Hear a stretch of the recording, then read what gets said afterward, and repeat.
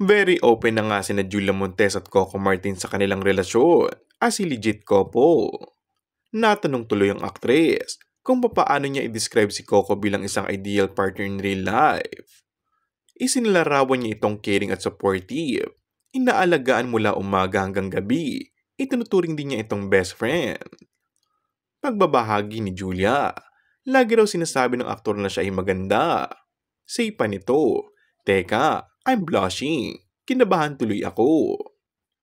Chika pa ng aktres, Coco has many ways of expressing affection, including service affirmation and gift-giving.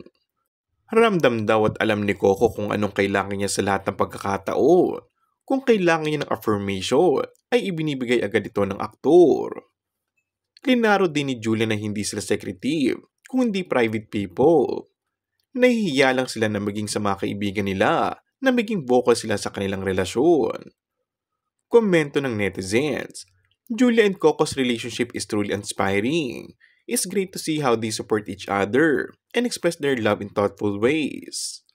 Coco Juice forever, a perfect couple in reality. They know each other very well.